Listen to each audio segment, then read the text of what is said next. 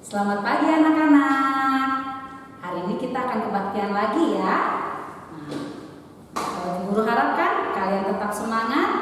Kita mau bersukacita bersama-sama, memuji, memuliakan nama Tuhan, dan kita juga akan mendengarkan firman Tuhan. Anak-anak sudah siap untuk kebaktian hari ini? Mari kita siapkan hati dan pikiran kita. Kita mau membuka hati kita mau siapkan hati kita akan mulai kebaktian kita pada hari ini. Kita mau saat teduh, anak-anak ibu guru undang untuk bangkit berdiri, kita mau berdoa. Setelah saat teduh kita akan berdoa bersama-sama.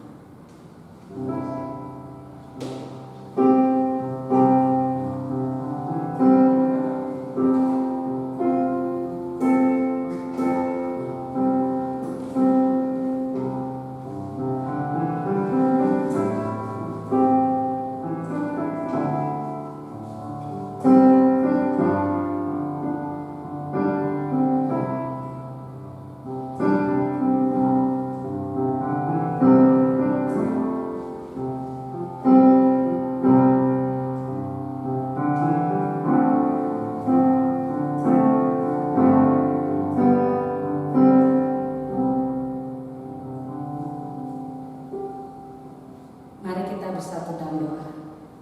Bapa yang baik, Bapa yang bertata di dalam kerajaan surga, terima kasih Tuhan untuk kesehatan yang Tuhan berikan kepada kami di pagi hari yang indah ini Tuhan. Kembali Tuhan kami memulai ibadah kami Tuhan, berkati ibadah kami ini Tuhan, agar kami dapat sungguh-sungguh Tuhan di dalam beribadah, memuji dan memuliakan nama-Mu Tuhan.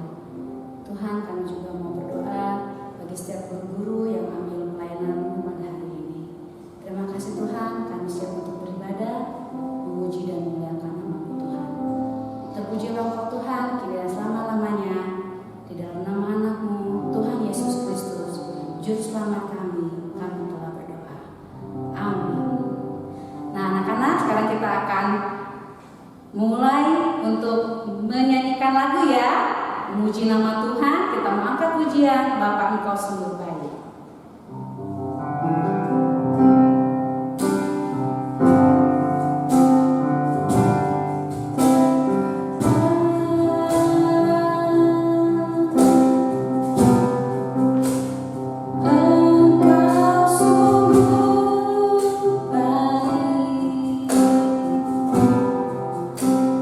Kasih-Mu melimpah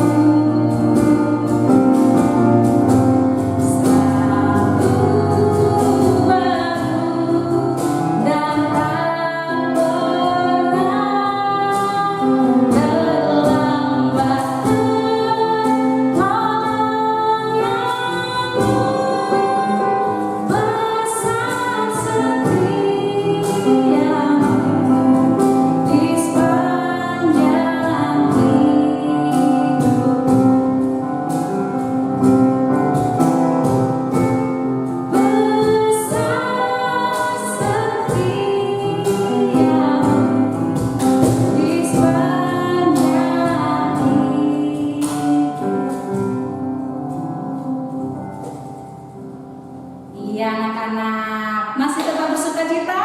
Pasti masih tetap bersuka cita ya, karena Tuhan baik dalam hidup kita. Kita masih diberi kesehatan sampai pada tahun 2021 ini anak-anak ya.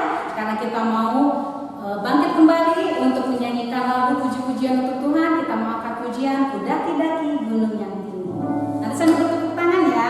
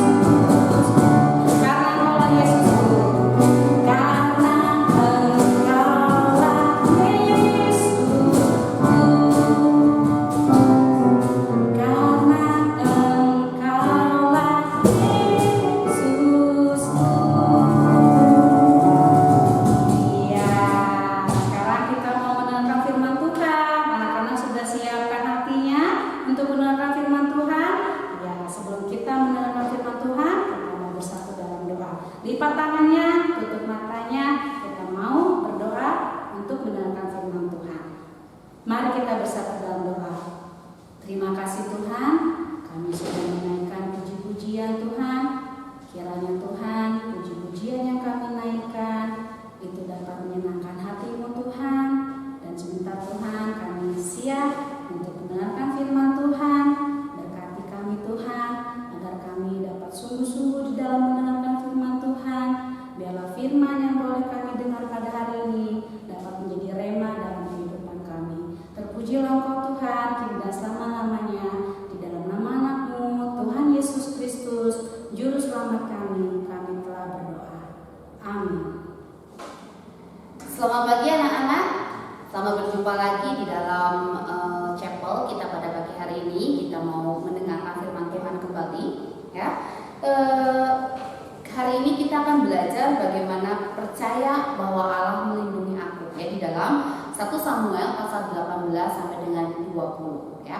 Ibu mau tanya nih ya, kalian pernah nggak pada suatu hari gitu ketika kalian mau lewat gitu ya, misalnya di jalan atau di depan tangga, tiba-tiba ada orang yang menghalangi jalan atau menghalangi tangga. Terus kalian tuh udah bilang permisi atau kalian udah menunjukkan bahwa kalian mau lewat gitu ya, tapi orang itu diem saja, cuek saja, nggak mau minggir gitu ya, nggak mau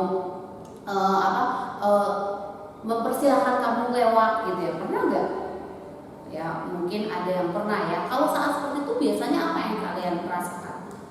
Kesel gitu ya, kesel, marah gitu, atau mungkin aduh frustasi, aduh mau lewat orangnya nggak tahu gitu ya, nggak mau tahu, kita mau lewat dia diem aja gitu. Mungkin kita putar balik gitu ya, nggak jadi lewat ke situ gitu ya. Atau pernah nggak suatu kali mungkin kamu merasa tidak aman ya, merasa tidak aman entah di sekolah atau di lingkungan rumahmu gitu ya, bersama dengan tetanggamu, karena mungkin di sana ada orang atau anak yang selalu ngerjain kamu, ngebully kamu, atau ada anak yang suka berbuat nggak menyenangkan terhadap kamu, ya, selalu menjadi kamu, selalu berbuat jahat atau selalu memusuhi kamu.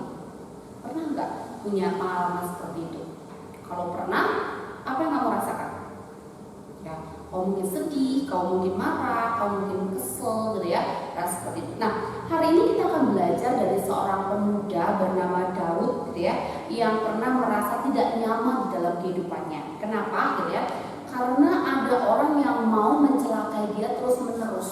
Ya, kita akan lihat ceritanya lebih lanjut ya. Ceritanya ketika suatu hari Daud pernah bermain kecapi. Dia itu pemain musik ya, dia pintar bermain kecapi. Dia bermain kecapi di hadapan Raja Saul ya. Dan ketika Raja Saul yang sedang tidak nyaman, sedang tidak tenang di dalam hidupnya mendengar permainan kecapi Daud, dia menjadi senang ya, menjadi senang terhadap Daud gitu ya.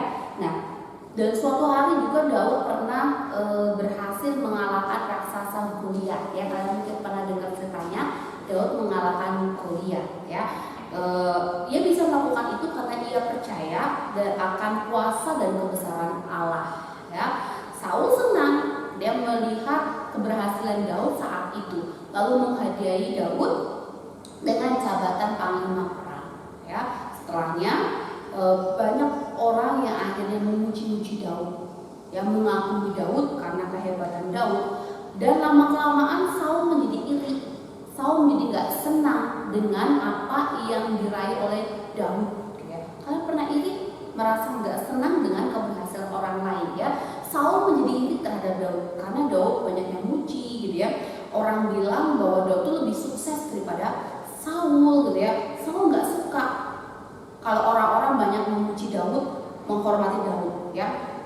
Akhirnya Saul yang iri hati menjadi marah dan ingin mencelakai Daud. Padahal Daud bersalah tidak sama Saul.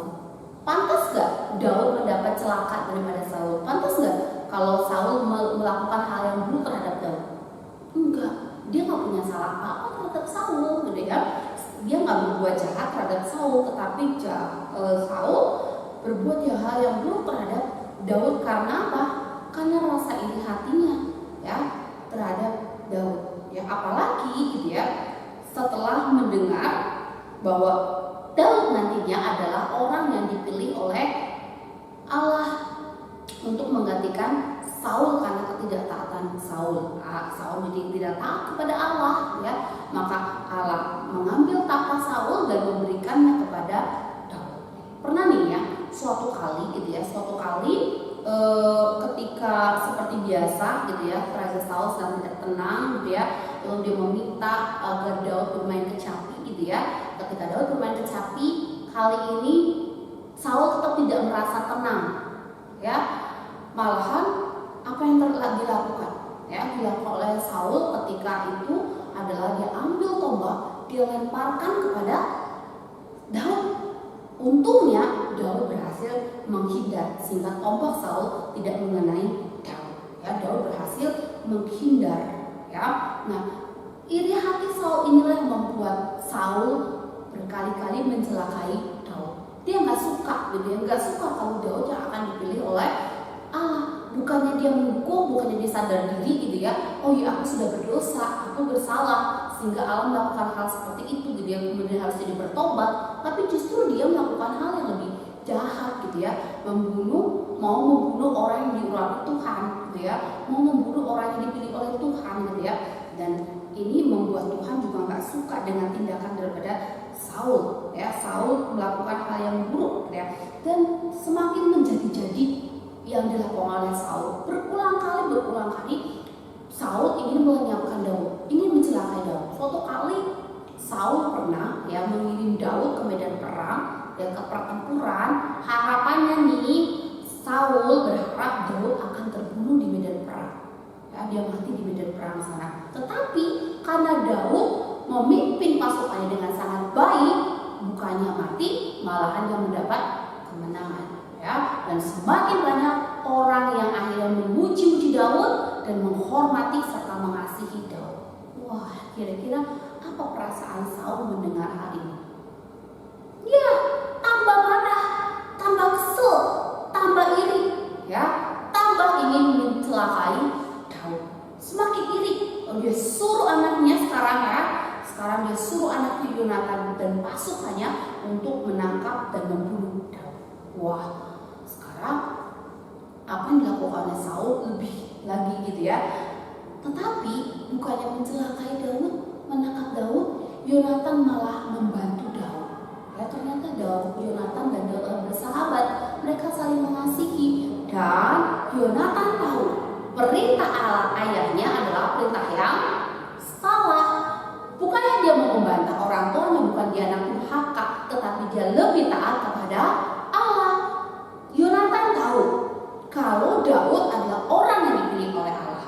Yonatan tahu kalau Daud adalah pewaris berikutnya tahta Israel, raja Israel berikutnya, dan Yonatan tahu bahwa dari keturunan Daud inilah nanti akan lahir juru selamat. Maka Yonatan tidak mau melakukan perintah ayahnya. Lalu apa yang dilakukan Yonatan? Ya, Yonatan kasih tahu Daud, kasih tahu peringatannya bahwa ayahnya ingin membunuhmu Daud. Jadi kamu bersembunyilah di tempat yang aman. Ya, kamu sembunyi di tempat yang aman supaya ayahku tidak menemukanmu. Lalu Yonatan pergi kepada ayahnya, Saul. Kasih tahu kepada ayahnya, dia bilang kepadanya, dia bicara baik-baik ya. Dia tahu ayahnya salah, tapi dia nggak mau jadi anak durhaka. Dia mau ngomel-ngomel ke bapaknya gitu ya, maki-maki bapaknya, enggak gitu ya. Dia tahu ayahnya salah dan dia pun harus tahu bahwa itulah ayah yang harus tetap dihormati. Maka dia datang kepada ayahnya, dia bilang kepada ayahnya, ayah, Daud itu selalu berbuat baik kepadamu. Daud itu selalu menolongmu. Sudah banyak hal yang dilakukan oleh Daud kepadamu ya. Dan sekarang ayah ingin membunuh Daud, sedangkan Daud tidak punya salah sama ayah. Itu salah ya. Tidak dibenarkan membunuh orang yang tidak bersalah, itu nggak dibolehin ayah. Ya. Lalu Saul kemudian setuju ya. Sadar bahwa apa yang dilakukan oleh dirinya itu salah ya. Dia mendengar perkataan Yonatan. Lalu ia kemudian tidak jadi membunuh Daud ya. Tetapi apakah dia benar-benar sadar sepenuhnya? Enggak. Di lain kesempatan dia melakukan hal yang sama. Dia melempar tombak lagi kepada Daud ya, dan Daud pada akhirnya melarikan diri. Dia melarikan diri di Rama. Nah, di Rama dia bertemu dengan Nabi Samuel. Ya, dia ceritakan kepada Nabi Samuel apa yang dilakukan oleh Saul terhadap dirinya. Lalu melalui Nabi Samuel, Allah melindungi Daud. Ya, melindungi Daud. Nah, tetapi belum sampai nggak berhenti sampai di sini. Ketika Saul tahu Daud ada di Rama, dia kirim pasukannya. Dia nggak kirim lagi anaknya, dia kirim lagi pasukannya untuk menangkap Daud. Tetapi Allah tidak biarkan Saul untuk melukai Daud, sebab Allah menjaga dan melindungi Daud, dan Allah sudah memilih Daud untuk menjadi raja Israel dan menjadi nenek moyang daripada Kristus ya.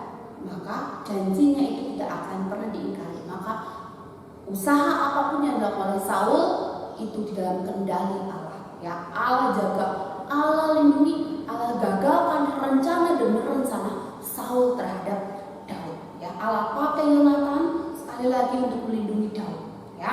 Yonatan datang ke Daud memberitahukan bahwa ayahku akan menangkapmu ya. Sekarang pergilah ya, pergilah, berlindunglah ya, ngumpet gitu ya, nyuput gitu ya, sembunyi ke tempat yang ayahku tidak bisa ke sana ya.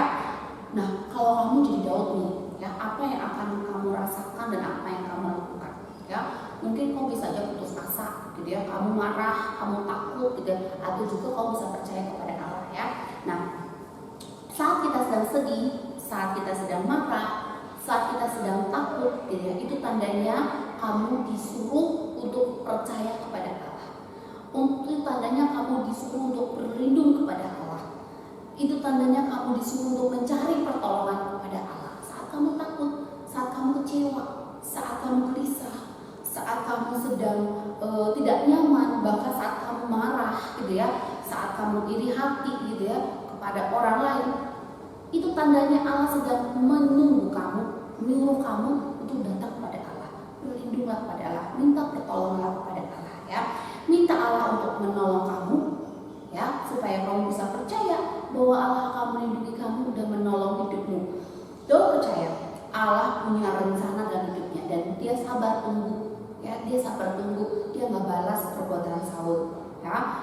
Daud percaya bahwa Allah akan menjaga dan melindungi. Maka Daud juga dijaga Tuhan dari malapetaka, dari segala bahaya yang disebabkan oleh Saul.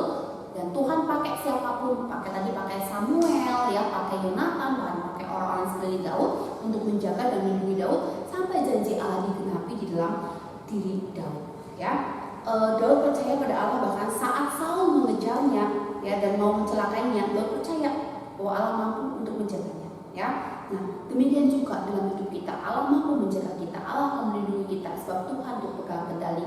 Kalau kamu mungkin dalam hal ini sedang merasa gak nyaman, ada dua hal, bahkan mungkin sekarang ini kita sedang menghadapi musuh, ya, musuhnya kita adalah virus corona, ya, COVID-19 gitu ya. Mungkin kita ngerasa gak nyaman, kita takut, ya, kita bisa mencari perlindungan dari Tuhan. Tuhan sanggup menjaga dan melindungi kita. Allah memegang kendali kepada hidup kita dan Dialah pertolongan kita, pelindung kita dari segala macam bahaya, mau wabah, mau penyakit, mau segala macam hal yang akan mencelakai kita. Ya, Ibu akan ajak membaca satu ayat di dalam Mazmur pasal 145 ayat 19. Ya, Mazmur 145 ayat 19 katakan, Ia melakukan kehendak orang-orang yang takut akan Dia, mendengarkan teriak mereka minta tolong dan menyelamatkan mereka. Ya, yakinlah dan percaya Ia mendengarkan setiap permintaan tolong kita dan menyelamatkan kita. Mari kita berdoa, kita bersyukur punya Allah yang selalu menjaga dan melindungi kita seperti tema kita pada hari ini. Allah akan melindungi kita. Mari kita berdoa.